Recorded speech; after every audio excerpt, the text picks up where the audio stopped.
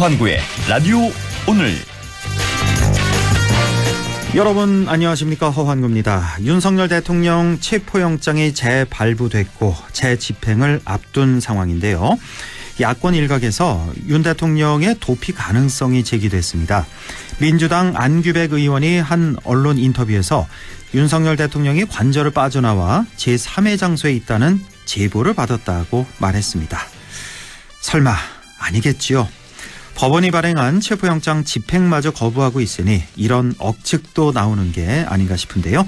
대통령실에서도 도피 가능성을 부인했습니다. 이런 가운데 윤석열 대통령 측은 오늘 공수처의 체포영장 집행과 관련해 기소하거나 사전 구속영장을 청구하라고 말했는데요. 그러면서 영장이 서부지법에 청구되면 수용할 수 없고 중앙지법에서 청구에 발부되면 응할 것이라고도 했습니다. 법원이 무슨 마트도 아니고 어디는 응하고 어디는 응하지 않고 이건 또 무슨 해괴한 논리인지 모르겠습니다. 1월 8일 수요일 라디오 오늘 광고 듣고 시작합니다.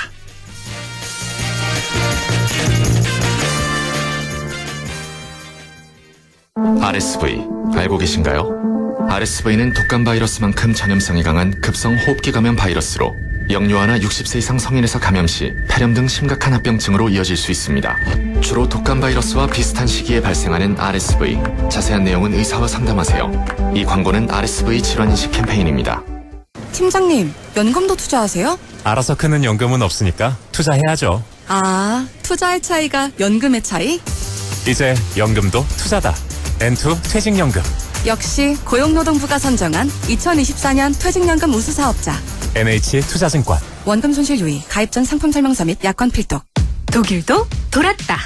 스위스도 돌았다. 대성보일러도 유럽처럼 빙 돌았다.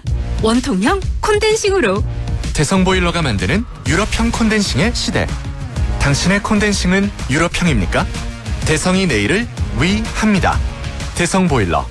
부장님, 실장님, 국장님, 이사님. 일은 오래 했지만 연금 관리는 왕초보. 퇴직금 목돈 어떡하지? 퇴직연금 IRP. 믿을 곳은 미래에셋증권. 퇴직금 키우기, 절세, ETF 실시간 매매, 로보 어드바이저까지 수익률이 중요한 연금 미래에셋증권. 원금 손실 유의 및 투자 전 설명 청취. 라디오 오늘 수요일 순서 시작합니다. 1부 김필수의 차필 규정 함께하고요. 2부 이슈 오늘에서는 봉화군 보건소가 도시와의 의료 격차 해소를 위해서 많은 노력을 기울이고 있다는 소식 자세히 알아봅니다. 이어서 배종찬의 리서치 오늘 함께하겠습니다. 라디오 오늘 많은 애청 바랍니다.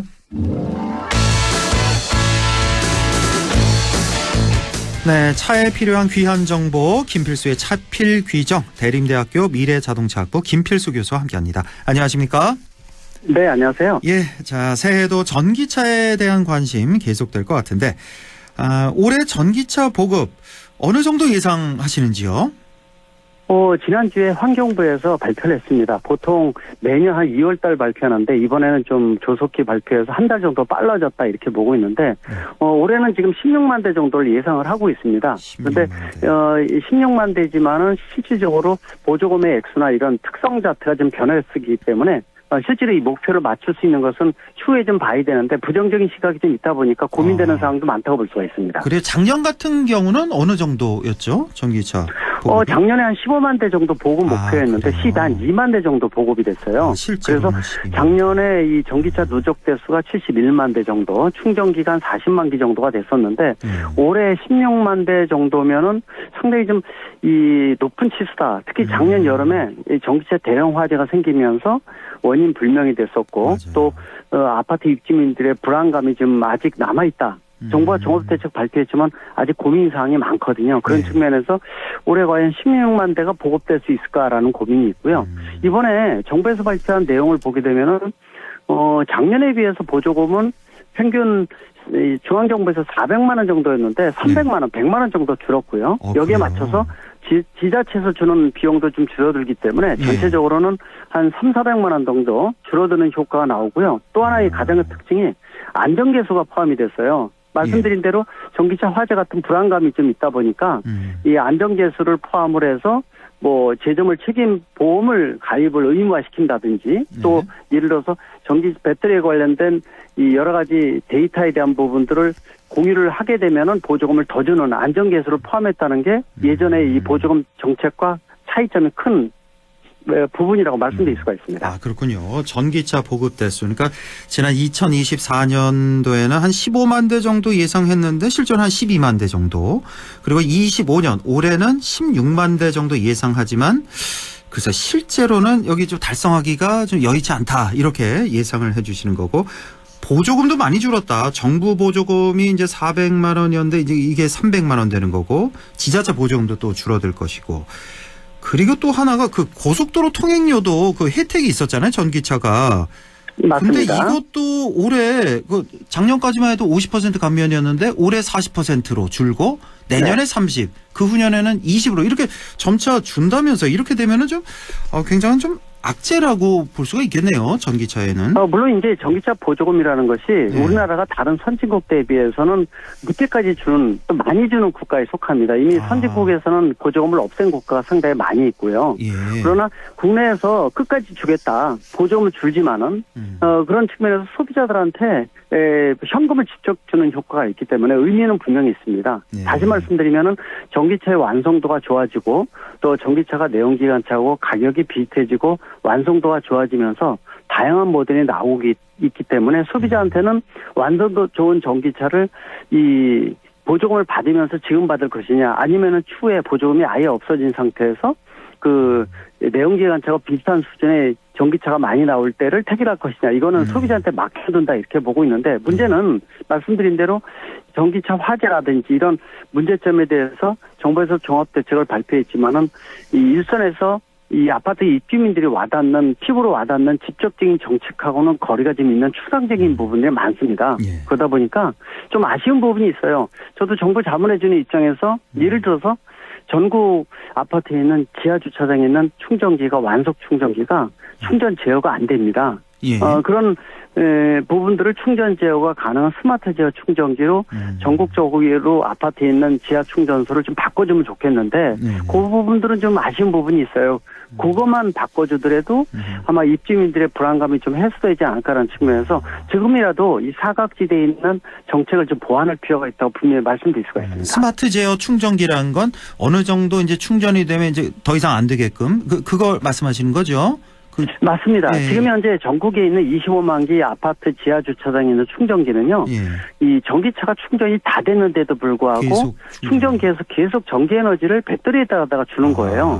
예. 그러다 보니까 배터리 셀의 불량을 일으킨다든지 또 그런 부분에 문제점이 있기 때문에 이 스마트 제어 충전기는 뭐 80%고 90%고 일정량이 되면은 이 전기차의 주질 않고 끊어버리기 때문에 안전한 이 전기차의 충전이 가능한 부분이어서 그 부분들은 입증된 부분들이 많이 있어서 좀 이런 부분들은 완속 충전기는 한 기당은 100만 원 정도면 교체가 가능하거든요.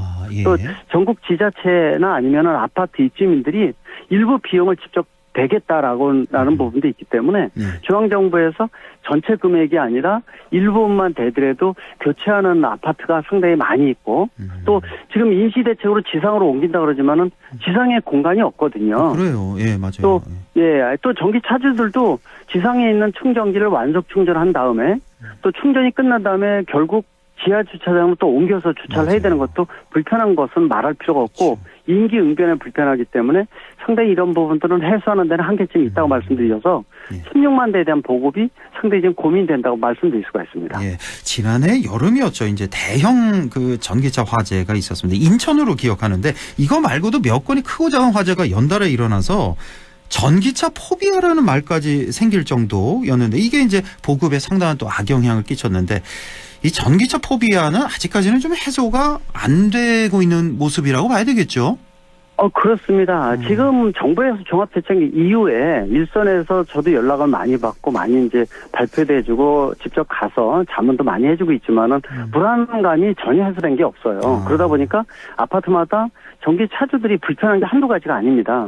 그 실제 지하 주차장에 대는 것도 불편하게 만드는 경우도 아직도 많이 있고요. 왜냐하면 불안감이 있다는 거거든요. 그리고 말씀하신 대로 전기차의 화재는 이 실질적으로 내연기관차도 2,600만 대 등록돼서 연간 4,500건에서 5,000건 하루 12건 정도 생기거든요. 화재가 전기차도 내연차 화재가 거의 비슷한 비율로 생길 수밖에 없어요. 그거는 자동차의 특성상 발생을 하거든요. 문제는 지상에서 발생했을 때 문제가 없는데 지하 공간에서 발생했을 때 잘못하게 되면 문제가 커질 수도 있고요. 또 경찰청에서 작년에 이 대형 화재 생긴 인천 화재에 대한 원인 불명이라고 발표를 하면서 거의 뭐 대부분 전체가 한 1,000억 정도다 이렇게 피해를 예상하고 있는데 민사 소송으로 몇 년 동안 가야 돼요. 지금 피해자는 있는데 가해자가 없는 거나 마찬가지이기 때문에요. 그렇네요. 이런 불안감들이 아직도 좀 많이 남아있다 보니까 과연 정부가 무작정 밀어내기로 보조금 준다고 전기차를 사느냐. 그런 건 아니라는 거라고 볼 수가 있어서 좀 더 근본적인 원인을 해결해주는 이런 적극적인 전향적인 대책도 필요하다고 말씀드릴 수가 있습니다. 네, 뭐 여러 가지 단점, 좀 보완점들이 많이 있어 보이는데 이런 게 이제 확실히 해소가 되지 않으면 전기차 포비아는 해소가 안 되는 거고 그러다 보면은 이제 보급 확대가 어느 정도 한계에 좀 다다를 것도 같은데 자 그러다 보니까 이제 그 하이브리드 차라고 다들 아실 텐데 이게 그렇게 인기라면서요? 그렇습니다. 이거는 이제 국내뿐만 아니라 미국 등 글로벌 시장도 마찬가지입니다. 지금 뭐 1월 21일 트럼프 대통령이 취임하게 되면은 전기차 배터리 보조금 없애겠다. 내연기관차 활성화시키겠다. 뭐 이런 얘기를 많이 하고 있는데 그렇지 않아도 미국도 작년에도 하이브리드 자동차가 최고의 인기였습니다. 국내도 작년에 하이브리드 자동차 하게 되면은 내연기관 기반으로 배터리를 보조해 주는 거니까 연비도 좋고 입증된 기술과 그러다 보니까 내연기관을 직접 내연기관만 사기엔 찜찜하거든요. 소비자들이요. 그러다 보니까 이 하이브리드 자동차가 절찬리에 판매되고 있어요. 그래서 올해도 지금 경기 침체와 더불어서 또 그렇지 않아도 정치적인 문제라든지 국내가 좀 혼란스럽고 문제가 상당히 좀 고민되어서 내수가 위축되고 있거든요. 근데 신차를 구입할 때 그나마 이 전기차에 대한 부담감이 좀 있다 보니까 하이브리드 차로 몰리고 있습니다. 그래서 올해도 역시 하이브리드 차가 가장 인기 있는 모델로 나올 것으로 보고 있고 또 세단보다 SUV가 인기 있고 여기다 하이브리드를 붙인 이런 모델들이 올해도 강세를 띨 것으로 보고 있어서 신차를 구입하는 소비자 입장에서는 여러 가지 고민할 필요가 있을 것 같아요. 내가 운행하는 운행 거리의 특성, 일주일에 또 몇 번 운행을 하고 또 지방에 장거리 뛰는 차종인지 또 가족이 동반하는 차종인지 이것에 따라서 신차를 구입할 때 이러한 어떤 내연기관, 하이브리드, 또 전기차, 또 수소차도 있지 않습니까? 이런 여러 가지 모델 중에서 여러 가지 고민을 할 필요가 있다고 보고 있습니다. 하이브리드 차도 혹시 그 전기차만큼이나 그 보급 대수 비율로 해서 대비해서 이렇게 화재가 비슷한 비율로 일어나는 겁니까? 내연차와 마찬가지로 발생은 아니면? 하고 있는데요. 발생은 해요. 일반 내연기관차만큼도 발생은 안 한다고 볼 수가 있어요. 거의 비슷한 수준이라고 보시면 되고요. 또 문제는 하이브리드 자동차도 화재가 분명히 발생을 하지만은 이 불을 끄는 거나 이런 것들은 일반 내연기관차하고 다름이 없을 정도로 부담은 없어요. 그래요? 확대되는 것도 일반 이 전기차 같은 데는 바닥에 배터리 쪽에 화재가 일어나다 보니까 또 열폭주로 온도도 1000도씨까지 올라가는 경우도 있고 또 이 피할 수 있는 골든타임이 짧은 특성으로 굉장히 고민되는 게 많지만은 하이브리드는 그 정도는 아니거든요. 그래요? 보통 뒷부분 하단에 이 트렁크 쪽에 일부 배터리가 들어가 있지만은 용량이 일반 전기차의 30분의 1, 40분의 1뿐이 안 되기 때문에 그렇게 작습니다. 설사 문제가 생기더라도 이 부분에 있어서는 특별히 문제는 없는 걸로 나타나고 있습니다. 전기차에 비해서 화재 진압할 때는 상당히 용이하다. 내연차만큼이나 용이하다. 그런 말씀이시고. 자, 이제 전기차 관련해서 미국하고 중국 얘기 이제 마지막으로 좀 해보겠습니다. 자, 이제 트럼프 대통령이 곧 취임을 할 텐데 전기차 시장, 배터리 시장에는 상당한 악재잖아요. 이 트럼프 대통령이. 그렇습니다. 특히 우리나라 수출을 통해서 먹거리를 만드는 국가 입장에서 특히 대미 흑자가 큰 경우에는 이 트럼프 대통령이 취임하자마자 대미 흑자가 큰 국가들은 상계 관세를 부과하겠다. 10%에서 20% 부과하겠다고 공언을 했거든요. 거기다가 전기차나 배터리에 대한 보조금도 없애겠다. 우리한테 타격이 클 수밖에 없어요. 그렇습니다. 그래서 미중 간의 경제 갈등이 강화될 때 잘못하면 우리가 유탄 맞을 가능성이 있기 때문에 좀 더 플랜 B를 적극적으로 만들어야 되고요. 또 그렇지 않아도 다음 16일부터 이 중국 BYD 전기차가 본격적으로 국내 승용 전기차 판매를 시작을 합니다. 16일부터요? 네, 다음 주에. 그러다 보니까 내수 시장에서 만약에 경쟁 모델에 비해서 가격을 하락을 굉장히 강하게 하는 모델이 출시가 되게 되면은 시장을 흔들 수밖에 없기 때문에 또 테슬라의 전기 저가차라든지 그러다 보니까 국내 현대기아차를 중심으로 해서 국산차도 맞대응을 해줘야 되는데 상당히 좀 고민이 되는 국내 시장도 쉽지는 않다는 거. 그렇다고 미국과 유럽과 같이 보복을 받을 수가 있기 때문에 이거는 절대로 사용하면 할 수 없는 내용이고요. 다른 방법으로 국산차 또 국내 산업을 보호할 수 있는 방법을 마련해야 되니까 국내외에서 여러 가지 해결 가치가 많다는 것이 현실적인 문제점이라고 보고 있습니다. 그렇군요. 당장 다음 주부터 이제 중국 비아디 전기차가 들어온다. 지금 그럼 어떤 종류가 들어온지도 다 결정이 됐을 것 같은데 좀 저가차가 그렇습니다. 위주로 이렇게 들어옵니까? 그렇습니다. 세 가지 모델을 예상을 해요. 돌핀이나 아니면은 이 아토3라는 중저가 모델이 있습니다. 이미 입증된 모델이고 품질은 괜찮습니다. 근데 가격이 문제인 거예요. 그리고 중형 세단이라는 중형 C라는 모델, 세 가지 모델을 대상으로 지금 생각을 하고 있는데요. 문제는 국산 경쟁 모델에 비해서 한 300~400만 원 이상 가격적인 차이를 크게 갖고 저렴하게 만약에 판매를 한다 그러면은 분명히 시장이 흔들거릴 수밖에 없습니다. 그런데 아직 가격은 발표를 안 했는데 16일 날 아마 이 국내 런칭을 하면서 가격을 발표를 할 것으로 보고 있어서 이 부분에 대한 민감한 부분들이 이 자동차 업계에서 가장 이슈가 되지 않을까라는 측면에서 지금 긴장도가 높아지는 상태라고 보고 있습니다. 그렇군요. 우리나라, 미국 전기차 시장 조금 위축되는 그런 말씀에 그런 분위기가 좀 느껴지는데 중국 전기차 시장은 어떤지 여기 지금 계속 잘 나가고 있는 겁니까? 여기는 어떻습니까? 그렇습니다. 중국은 뭐 대단합니다. 지금 이 10년 먼저 중국이 글로벌 시장에 비해서 빨리 시작을 하다 보니까 중저가 모델 또 품질도 우수하고요. 이 메이드 인 차이나는 전체적으로 떨어진다 이렇게 인식이 돼 있는데 전기차만큼 굉장히 높고요. 중국 내에서는 전 세계 이 자동차가 연간 8천만 대 정도 판매되는데 중국이 한 2,500만 대에서 3천만 대 정도예요. 근데 이미 중국이 전 세계의 전기차의 60%를 중국 내에서 판매할 정도입니다. 그래서 중국 내에서는 뭐 전기차 아니면은 전기 이륜차, 오토바이도 마찬가지고요. 전기차 하면 명함을 못 내밀 정도로 수준이 좋아지고 있다는 거. 여기에다가 뭐 자율주행이라든지 각종 신기술까지 포함이 되다 보니까 이런 기술을 주도를 하다 보니까 트럼프 대통령도 긴장도가 높아지면서 중국을 배제하는 부분들이 많아지고 있다는 거. 그래서 우리도 정신 바짝 차리지 않으면은요 수출 시장에서 중국 전기차와 맞다 부닥칠 가능성이 굉장히 높고요. 또 내수 시장도 마찬가지이기 때문에 지금이 어느 때보다도 굉장히 중요한 시기인데 국내는 지금 뭐 이 트럼프 대통령의 카운터파트도 없는 상태에서 올해 이 7, 8월까지는 상당히 좀 고민되는 어떻게 보면은 이 국내가 사문화 사각화된 이런 지대이기 때문에 이 앞으로 좀 걱정이 많은 게 올 한 해가 아닌가라는 측면에서 이 가장 큰 문제가 되는 2025년이 될 것으로 보고 있습니다. 그렇군요. 전기차 시장에 있어서만큼은 미국도 아니고 유럽도 아니고 중국이 전체 글로벌 시장의 과반을 차지한다는 말씀까지 듣겠습니다. 대림대학교 미래자동차학부 김필수 교수와 함께했습니다. 고맙습니다. 네, 감사합니다. 네, 라디오 오늘 2부에서 뵙겠습니다.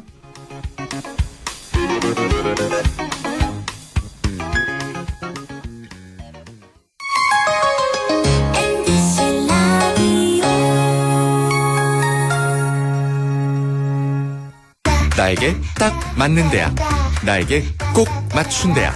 나만의 경쟁력을 원한다면 안동과학대학교로 오라. 시대의 딱 취업 중심 실전학과, 학생의 꼭 현장 중심 실무교육, 취업의 맞춤, 내 꿈의 맞춤, 나의 드림핏 안동과학대학교. 오늘도 안전하게 음주운전 예방수칙 알려드립니다. 첫 번째, 술자리가 예정된 경우 미리 귀가 방법을 정하고 차는 가져가지 않는 것이 안전합니다. 두 번째, 음주 후 자전거나 전동 킥보드를 이용하는 것도 음주운전 처벌 대상에 포함됩니다. 세 번째, 과음을 한 다음 날에는 대중교통을 이용해주세요. 숙취 음주운전 역시 처벌 대상입니다. 네 번째, 음주운전을 방조하는 경우에도 3년 이하의 징역형 또는 1,000만 원 이하의 벌금형에 처해질 수 있습니다. 적극적으로 말려주세요. 위험한 음주운전 미리 예방하여 소중한 생명을 지켜주세요.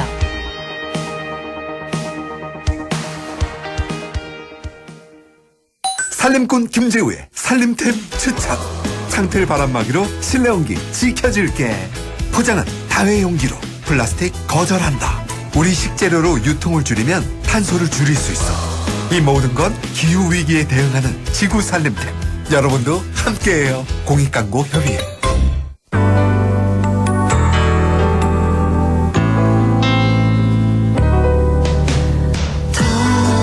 어렵던 날도 많았죠.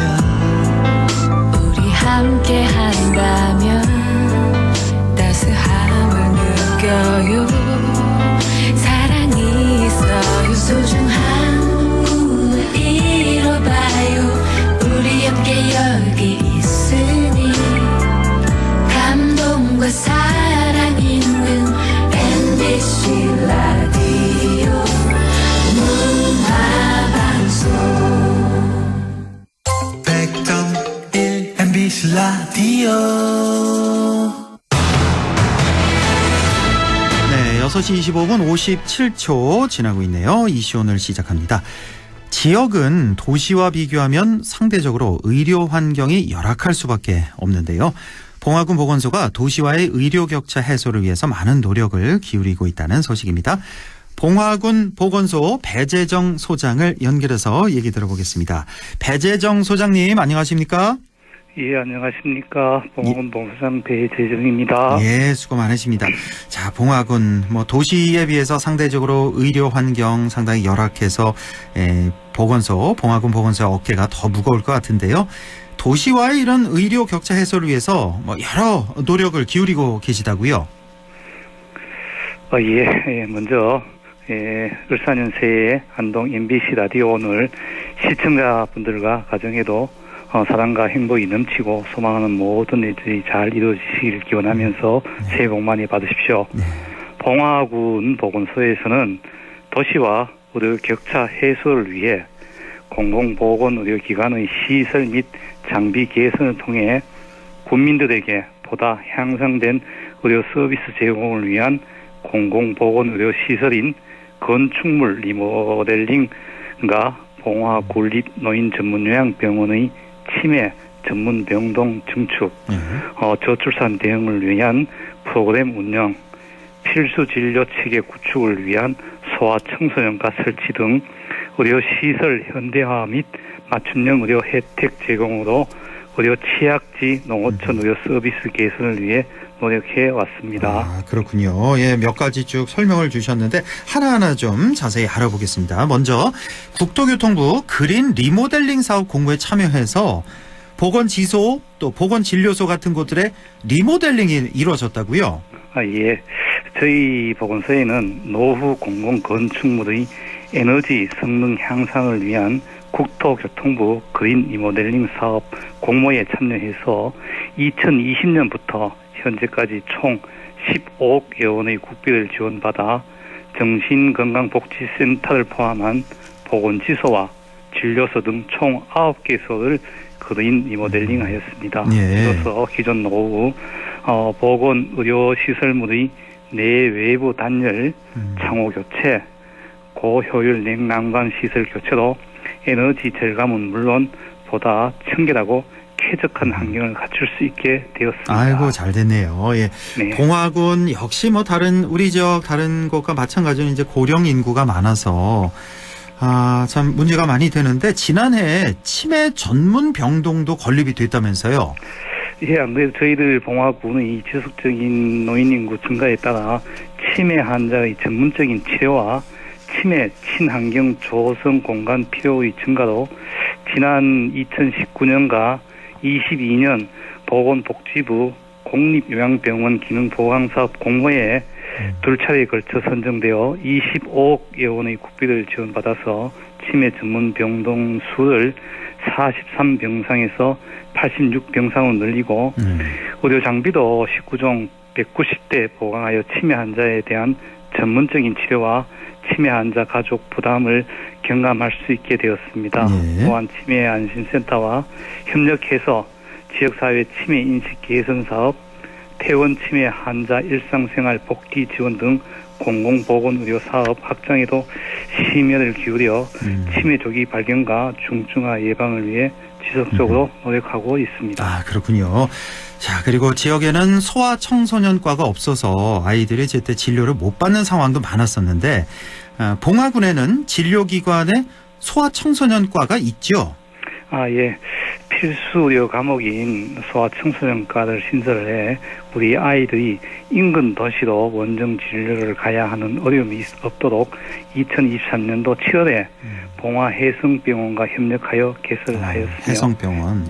예. 2024년 6월에는 보건복지부의료 치약의료기관 소아청소년과 지원 공모 사업에 선정되어 예산 확보 등 더욱 안정적으로 운영할 수 있게 되었습니다. 네. 특히 매주 금요일은 저녁 8시 20분까지 3시간 연장 진료를 시행하여 직장인 부모님을 둔 아이들이 일과 시간 이후에 쉽고 편안하게 진료를 받을 수 있게 되어 원정 진료로 인한 시간과 경제적 부담을 줄일 수 있고 증상에 따른 입원도 가능하여 부모님들이 소아청소년과 운영에 크게 반기고 있습니다. 아유, 잘 됐네요. 그러니까 매주 금요일은 저녁 8시 20분까지 진료를 하신다고요? 예. 그래서 자, 상대적으로 의료 환경이 열악하다 보니까 응급 환자 발생 때 대처도 걱정이 되는데요. 지금 봉화군에서는 어떻게 대처하고 계십니까?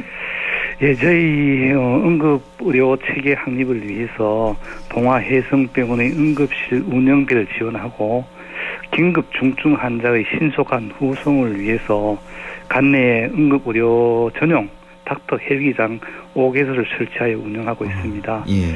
그리고 심정지 환자에 대한 신속한 대처를 위해서 자동 심장 충격기 120대를 운영하고 평소 소방서 등 유관기관과 제한위기 상황 응급의료 대응 훈련을 생활화해서 작년도에 경상북도에서 주관하는 보건소 신속 대응반 도상훈련에 평가에서도 저희들 우수기관으로 선정되어 수상을 하게 되었습니다. 예. 그리고 지역마다 저출산 극복도 아주 중요한 과제인데 봉화군 보건소에서는 어떤 노력을 기울이고 있습니까? 예, 저희들 먼저 산모와 신생아의 건강과 안정적인 양육 환경을 제공해 출산 장려는 물론 군민의 경제적 부담을 완화하고자 임신, 출산, 친화 환경 조성을 마련하기 위해 필수 의료 과목인 소아청소년과 개설과 임신 사전 건강관리, 가입력 검사비 지원 및 난임 부부 대상 체외 수정과 인공시술비를 지원하고 특히 난임 부부 지원은 작년부터 소득 제한이 폐지되면서 보다 많은 가정이 혜택을 보고 있으며 산부인과 부재에 따른 저희들 월 2회 찾아가는 산부인과를 안동의료원과 함께 운영하고 있습니다. 네. 또 자체 사업으로 둘째 아이 이상 출생아 건강보장보험과 매달 5세까지 출사유아 지원금 지원과 산후조리비 100만 원 지원하고 있으며 그 밖에도 양육가정의 경제적 부담을 줄이기 위해 주민의 요구에 발맞춰 다양한 임신, 출산, 양육 지원을 통해 아이 낳기 좋은 봉화를 위해 노력하고 있습니다. 네. 자, 2025년 새해 봉화군 보건소는 어떤 계획과 바람을 갖고 계신지 간략히 좀 정리해 주신다면요. 예, 봉화군 보건소는 의료 취약 지역 주민들의 의료 접근성 개선과 의료 인력 부족에 효과적으로 대응하기 위해 병원과 협력은 물론 인근 시군의 의료기관과 연계 협력을 강화하기 위해서 안동의료원과는 만성질환 관리 원격 협진 진료를 하고 있고 안동병원과는 닥터 헬기 이송 지원으로 응급 상황에 신속히 대응하고 영주 적시자병원과는 공공보건의료 서비스 협력을 통해 지역 보건의료 복지 향상을 위해 노력하고 보건의료 시설의 지속적인 환경 개선과 장비 확충을 통해 지역에서도 양질의 의료 서비스를 보장받을 수 있도록 할 것이며 내실이 있는 보건사업 운영으로 평생 건강 행복한 국민을 위해 최선을 다해 나가겠습니다. 네, 알겠습니다. 이렇게 해서 봉화군의 의료 환경 개선 소식 자세히 알아봤습니다. 자, 계속해서 수고해 주시고요. 자, 봉화군 보건소 배재정 소장과 함께했습니다. 오늘 말씀 잘 들었습니다. 네, 고맙습니다. 수고하십시오. 네. 네. 라디오 오늘에서는 청취자 여러분의 참여를 기다리고 있습니다. 우리 지역에서 발생한 사건 사고 소식이나 함께 토론하고 싶은 내용을 안동 MBC 홈페이지 라디오 오늘 게시판에 올려주시기 바랍니다. 전화와 문자 참여도 하실 수 있습니다. 전화는 851국에 7191번, 문자는 샵 0913번으로 보내주시면 됩니다. 문자는 단문 50원, 장문 100원의 정보 이용료가 있습니다. 여러분의 많은 참여 바랍니다.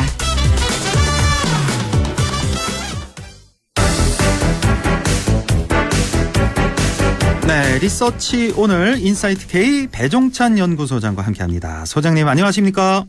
안녕하십니까? 배종찬입니다. 네, 그렇지 않아도 제가 소장님께 전화를 좀 드리려고 했던 게 네. 대통령 지지율 조사 그 탄핵 소추할 때만 해도 뭐 10%대 제가 그렇게 기억하고 있거든요. 여러 조사기관에서. 네. 그런데 최근에 대통령 지지율이 뭐 40%를 찍었다. 뭐 이런 뉴스가 들려와서요. 이게 가짜 뉴스인지 진짜 뉴스인지 뭐 제대로 된 여론조사인지 많이 궁금했거든요. 네. 우선 말씀드리면은 이 뉴스는 진짜입니다. 있는 진짜예요? 뉴스입니다. 예. 네. 오늘 소개드린 모든 조사는 중앙선거여론조사심의위원회 홈페이지에서 확인 가능합니다. 허 앵커께서 깜짝 놀라셨던 그 조사는 중앙선거여론조사심의위원회에 등록이 되어 있습니다. 한국여론평판연구소가 아시아투데이의 의뢰를 받아서 지난 3일과 4일 양일간 실시한 조사입니다. 무선 자동응답 조사였고요. 질문을 일단 잘 들어보십시오. 예. 선생님께서는 윤석열 대통령을 얼마나 지지하십니까? 라는 이제 질문으로 조사가 됐고 4점 척도로 물어봤습니다. 매우 지지한다. 대체로 지지하는 편이다. 대체로 지지하지 않는 편이다. 전혀 지지하지 않는다. 이 조사에서 윤석열 대통령 지지가 40%, 지지하지 않는다가 60%로 나타났습니다. 근데 이게 좀 상식적이지가 않은 것 같은데, 왜냐면 이제 탄핵 소추 이후에도 계속해서 지금 체포영장에도 불응하는 모습, 소환조사 다 안 받고 있고, 이상한 좀 궤변도 많이 나오고 있고, 그쪽 대통령 측에서. 이런 상황에서 어떻게 10%대에서 40%까지 뛰었느냐. 이건 좀 이해하기가 좀 어려워서요. 그렇습니다. 몇 가지 좀 짚어볼 부분인데, 일단은 이것이 윤석열 대통령에 대한 지지일까, 그렇지 않을 가능성을 좀 열어놓고 봐야 될 것 같습니다. 왜 그러냐면 이 조사에서 정당 지지율을 물어봤는데 정당 지지율 결과가 더불어민주당이 39% 그리고 국민의힘이 36%로 나왔어요. 비슷하네요. 그러니까 36이니까 거의 비슷하다는 것은 결국 이것이 윤석열 대통령에 대한 지지의 성격이 뭐 전혀 없지는 않겠지만 그보다는 보수 기반이 붕괴되는 것에 대한 우려, 또 이재명 대표가 부각되는 것에 대한 경계, 이 심리가 잔뜩 작동을 했을 가능성이 높다. 그렇게 봐야 될 것 같고요. 또 질문이 좀 특이한 편입니다. 보통의 경우에는 우리가 지금 국정 수행에 대해서 물어보지 않죠. 직무 정지 상태이기 때문에. 또 대통령에 대한 지지를 물어보더라도 보통은 선생님께서는 윤석열 대통령을 지지하십니까? 또는 지지하지 않습니까? 이렇게 물어봅니다만 이 질문은 얼마나 지지하십니까? 이렇게 물어보거든요. 예. 그리고 또 하나의 특징은 뭐냐면 지지한다라는 것이 40이고 지지하지 않는다가 60입니다. 자, 우리가 보통 여론조사를 하게 되면 물음응답이 있거든요. 분명히 이 조사에서도 보기 1번 질문에 5번 버튼을 누르면 잘 모르겠다면 5번을 눌러주세요라고 되어 있습니다. 그런데 물음응답은 없어요. 아, 없었어요, 여기는? 아예? 그러니까 지지한다가 40, 지지하지 않는다가 60. 그러니까 전 모르겠어요. 5번을 누른 사람이 없다라는 것이거든요. 그래서 이게 지금 이 조사에 대해서 또 의문이 제기되고 있고, 물론 이제 의문이 제기된다는 것과 고의로 조작을 했다는 것은 다른 겁니다. 그건 이제 의문이 있고 또 궁금증이 있다면 중앙선거론조사심의위원회에서 또 내용을 들여다보고 진단을 해볼 필요는 있겠죠. 또 하나의 특징은 뭐냐면 보통 이제 우리가 표본의 대표성과 질문의 설문의 객관성을 많이 이야기하는데 이 조사의 보수 응답자와 또 중도 응답자, 진보 응답자를 찾아보시면 중앙선거여론조사심의위원회에 등록이 되어 있습니다. 이 파일을 열어보면은 중도는 제외하고 보수와 진보만 놓고 보면 보수 응답자가 많아요. 어느 정도나 많았나요? 이 조사에서 대략적으로. 그러니까 한 60여 명 정도가 차이가 납니다. 60명. 그런데 1000명 중에. 예, 보수가 400명이 넘거든요.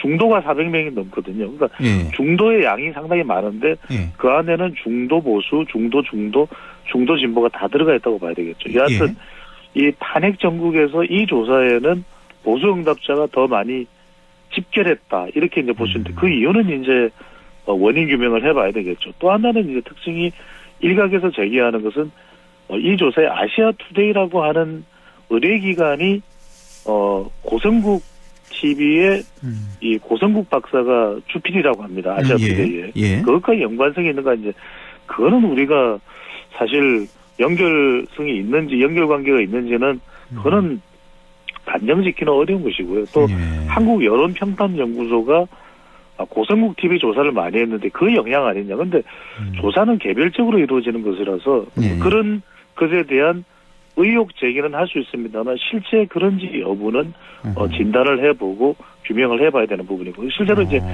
여론조사를 할 때 아시아 투데이라고 하는 의뢰기관은 밝히지 않습니다. 우리가 이른바 의뢰기관의 이 의뢰기관의 성격에 따라서 영향을 받는 우리가 이것을 이제 전문적인 용어로는 하우스 이펙트라고 합니다. 하우스 이펙트. 하우스 이펙트. 그 조사를 하게 되는 집의 성격이 어떻게 되느냐에 따라서 영향을 받을 수도 있다는 하우스 이펙트를 배제하기 위해서 15년 전인가 더 이상의 이제 의뢰기관은 밝히지 않게 그렇게 되어 있거든요. 그래서 아시아 투데이가 공개됐기 때문에 그런 거 아니냐라는 의혹 제기는 사실과 다르다고 봐야 될 것 같고요. 또 하나 이제 일각에서 제기하는 것은 이 조사의 3번과 4번, 5번 문항을 보면은 상당히 좀 설문이 이 전제 조건이 붙습니다. 그러니까 가령 3번 질문에는 윤석열 대통령 체포영장에 대한 불법 논란에도 불구하고 공수처가 현직 대통령을 강제 연행하는 것에 대해 어떻게 생각하십니까? 또는 이제 이 부정선거와 관련해서 중앙선거관리위원회 전산 시스템의 해킹 및 부정선거 가능성에 대한 의혹 해소를 위해 선관위 선거 시스템에 대한 공개 검증이 필요하다고 생각하십니다. 그러니까 보수 성향의 응답자의 구미에 맞는 질문이 구성됐기 때문에 이들이 중간에 중도 거절을 안 하고 끝까지 응답을 했을 것이다. 그래서 표본이 늘어났을 것이다라는 문제 제기를 하는데 그 얘기는 많이 들었어요. 그럴 가능성을 배제할 수는 없습니다. 배제할 수는 없는데 이것 역시 중앙선관위원회가 그런 연관관계가 혹여라도 있을지 여부는 또 진단을 해봐야 되겠죠. 그러니까 전체적으로 들어보니까 배종찬 소장님은 이번 설문조사에 큰 문제점은 없다 이렇게 들리네요. 그러니까 아니 뭐 제가 이게 단정을 지으면은 저는 또 더군다나 이제 데이터를 분석하는 사람이라서 뭐 아시겠습니다만 마치 언론인을 해부하고 분석하면 참 신중할 수밖에 없거든요. 그러니까 저는 이제 민주당에서는 뭐 고발을 검토하고 있다 이런 이야기도 나오기 때문에 그러니까요. 만약에 그런 의혹이 한 점이라도 있으면 안 되고 또 전체 언론은 아니지만 일부 언론에서는 이번 이 조사를 놓고서는 명태균 조사 같다 이렇게 또 비교해서 비판을 하고 있는 상황이기 때문에 여론조사의 신뢰도 확보를 위해서라도 중앙선거 여론조사 심의위원회가 정확하게 어떤 궁금증에 대해서는 진단하고 그 확인 결과를 밝힐 필요는 있을 것으로 보입니다. 그렇군요. 예. 자, 최근에 이제 뭐 여러 조사를 보면은 보수층이 많이 지금 결집하고 있는 그런 현상이 나타난다는 그런 말씀을 좀 주셨는데 자, 그렇게 봐도 되겠습니까? 여러 가지 그 설문조사를 보면. 이건 제가 말씀드렸던 대로 그 현상은 일어나고 있습니다. 특정 조사가 어느 정도의 수치가 나왔느냐라는 부분에 대한 문제 제기와는 좀 별개로 대체적으로 좀 망라해서 여론조사 결과는 뭐 수치는 안 밝힙니다. 뭐 리얼미터가 됐든 리서치 뷰가 됐건 간에 이 일련의 조사다 한길 리서치 조사 결과 이런 일련의 조사들을 보면 분명히 탄핵 국면 이전에는 윤석열 대통령의 국정 수행 지지율은 얼마나 곤두박질 쳤습니까? 그런 것에 비하면 지금 지지율은 상당히 일부 조사에서는 방금 전에도 소개를 해드렸던 한국 여론평판연구소의 조사처럼 민주당과 또 국민의힘이 아주 큰 차이가 아닌 조사의 흐름까지도 나오고 있거든요. 그건 분명히 보수 집결은 하고 있다. 물론 그것이 뭐 50%, 60% 대세의 여론, 다수의 여론으로 가고 있지는 않지만 여기는 두 가지 포인트가 있는 것으로 보입니다. 하나는 지난 7년, 8년 전과는 다르게 윤석열 대통령과는 별개로 보수가 무너지면 안 된다라고 하는 이른바 보수 붕괴 우려에 대한 응집력, 이 부분이 작동하고 있고, TK나 PK. 또 하나가 유독 특이한 건 안동도 그런지 모르겠습니다만 경북도 그런지 모르겠습니다. 서울은 온통 나붙은 현수막이 윤석열 대통령이 있는 것이 아니라 보수 정당이나 보수 정치 세력의 현수막을 보면 전부 이재명 대표가 들어가 있어요. 그러니까 다른 건 몰라도 이재명은 안 돼. 이게 다 들어가 있습니다. 현수막마다. 거의 대부분에 이재명 대표와 관련해서 부정적인 안 돼. 또 뭐 다른 건 몰라도 이재명 대표가 재판 판결은 끝까지 받아야 돼. 이런 현수막이 거의 대부분이거든요. 그래서 그걸 보면은 지금 보수가 응집하고 있는 데는 윤석열 대통령 기준이라기보다는 이재명 대표에 대한 경계심, 우려심, 이 부분이 결집의 가장 큰 이유로 읽을 수 있겠습니다. 보수 결집의 이유는 이재명만큼은 안 된다, 이거다는 말씀이시고, 그 민주당을 좀 보죠. 이렇게 보수층이 다시 재결집하는 모습을 보이는데, 따라서 이제 민주당 지지율도 같이 하락하는 그런 결과를 확인할 수가 있는데, 민주당 지지율 하락 원인은 어떻게 보면 될까요? 가장 큰 것은 지금 이제 국민들은 윤석열 대통령의 비상계엄에 대해서는 크게 여론이 요동쳤고 비판적이고 부정적인 여론이 분명합니다. 또 심지어는 내란 혐의에 대해서도 수사를 제대로 받으라라고 하는 여론인데, 한 가지 또 구분되는 여론은 뭐냐면, 그렇다면 헌법재판소에 맡길 것, 또 검찰, 공수처, 그리고 경찰 등 수사기관에 맡길 건 맡기는 것이고, 지금 여러 가지 불안 인식이 또 불안 의식이 매우 강하게 작동하고 있거든요. 주식, 또 경제, 또 여러 가지 사회적 현실, 이런 부분이 연말 연초에 또 겹치다 보니까 국민들은 좀 민생을 많이 생각합니다. 괜찮은가? 올해는 괜찮은가? 더군다나 올해가 을사년인데 우리 역사를 보면 을사년에 뭔가 일들이 변고가 많았거든요. 아실 겁니다. 을사늑약도 있었고 1905년.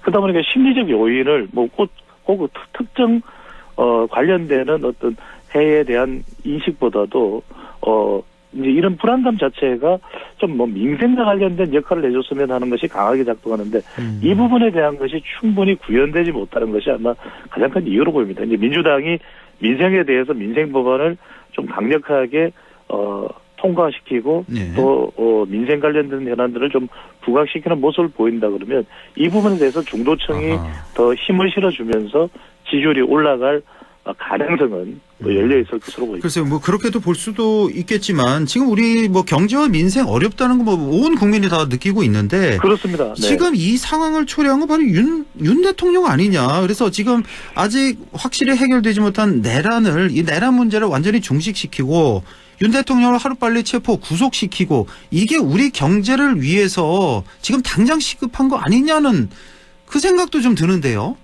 지금 민주당 탓할 게 아니라, 그 생각 보십니까? 때문에라도 지금 나오고 있는 여론을 보면은 보수 집결을 했다고는 하지만 결집을 했다고 해서 민주당의 지지율을 거뜬히 넘어서거나 이런 경우는 아니거든요. 아까도 말씀드렸습니다.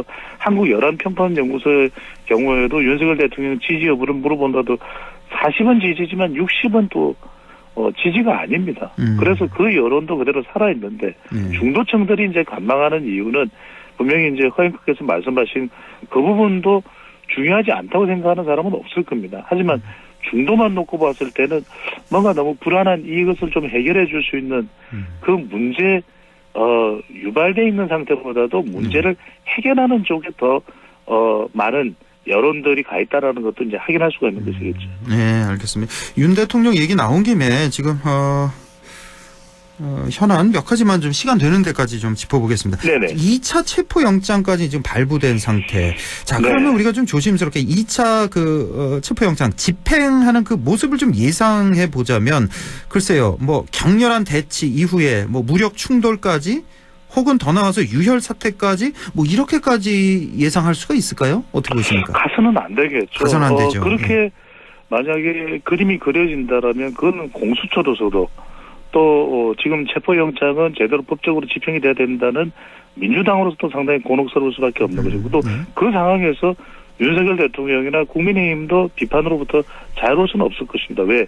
그 지경까지 충돌을 만들 수밖에 없고 야기시킬 수밖에 없었냐라고 하는 근본적인 비판으로부터는 자유로울 수 없는 것이거든요. 근데 이 부분에 대해서는 최상목 권한 대행도 굉장히 조심스럽고 또 무력 충돌이 일어나는 것에 대해서 오동훈 공소처장도 매우 난처할 수밖에 없어요. 실제 그런 상황이 된다면. 자, 그래서 저는 데이터와 데이터를 모아서 제 나름의 분석을 했습니다. 뭐 참고를 해주시면 좋을 것 같은데 마냥 믿을 수는 없습니다. 그렇다고 해서 유혈 사태가 발생하면 안 되기 때문에 시간적으로는 정광석화 같이 또 주변에 군중이 최소화될 수 있는 또 여기에 시선이 좀 덜 모이는 시점이니까 저는 아마도 내일쯤 감행될 가능성이 높지 않을까. 네, 혹시 이런 금일로 미루게 되면 그렇습니다. 허앵커도 아시겠지만 지난주 금요일 시도하다가 그 동선도 다 드러났었고 정말 국민들로부터 상당한 또 체포영장 무산에 대한 후유증도 발생했거든요.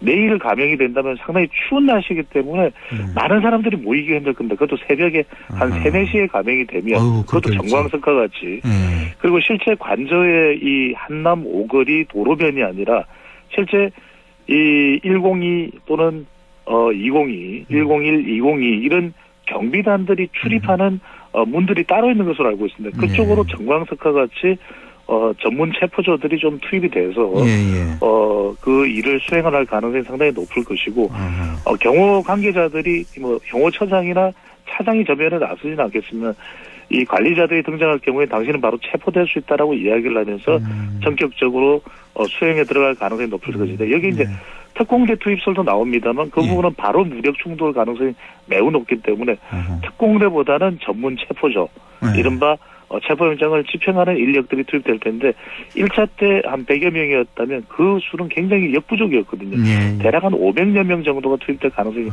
많은 자료들 좀 제가 수집해서 참고로 말씀드리는 겁니다. 그러면 이제 정작 간저 가까이 가게 되면 상당히 여기는 이제 충돌의 우려가 있고 그렇게 된다면 여기에서 또 이 공수처 쪽 또 경찰 투입된 쪽과 검사 한 2-3명이 동행이 될 테니까요. 또 경호처 사이에 일종의 협의가 이루어지지 않을까. 또 윤석열 대통령이 어떤 결단을 내리거나 또는 상당히 충돌의 유혈 사태가 벌어질 수도 있는 우려가 생긴다 그러면 어떤 양쪽 간에 긴장 관계가 조성되면 어떤 해법을 만들기 위해서 공수처나 경호처 사이에 협의가 이루어질 가능성 이런 부분들이 적극적으로 검토될 수 있을 것으로 보입니다. 그렇군요. 내일 아침 상당히 춥다고 하던데 날씨가 내일 새벽 과연 체포영장 집행을 할지 좀 지켜보겠고 한 30초 정도 남았는데요. 최근에 그 윤 대통령이 어디 있을까? 관저에 그대로 있을까? 아니면 그 옆에 뭐 합참 벙커에 들어가니 여러 가지 말이 나오고 있는 상황에서 오늘 오마이TV에서 그 카메라 포착을 했네요. 그게 윤 대통령이 확실히는 모르겠습니다만 뭐 걸음걸이라든지 뭐 팔 휘젓는 모습, 뭐 지시하는 모습 보니까 맞는 것 같아요. 제가 보기엔 거의 100%. 그렇습니다. 이제 막 이른바 숨바꼭질설인데 윤석열 대통령 차량 마이바흐 외제 차량이죠. 지난 금요일 체포되기 직전 시점에 이탈해서 합참의장 관저 쪽으로 옮겨갔던 거 아니냐 하는데 오늘 그 내용에 대해서는 대통령실에서는 부인을 했습니다. 아니다. 관저에 있었고 오늘도 관저에 있는 것으로 알고 있다. 이렇게 알고 있다라고 전했는데 그래서 일종의 여론전이 되겠죠. 어디 관저 외에 다른 장소로 피하지 말아라고 하는 민주당의 일종의 여론을 또 펼쳐나가는 이른바 여론 공성전까지도 동시에 펼쳐지고 있다고 볼 수 있겠습니다. 지금까지 배종찬 소장과 함께했습니다. 고맙습니다. 감사합니다.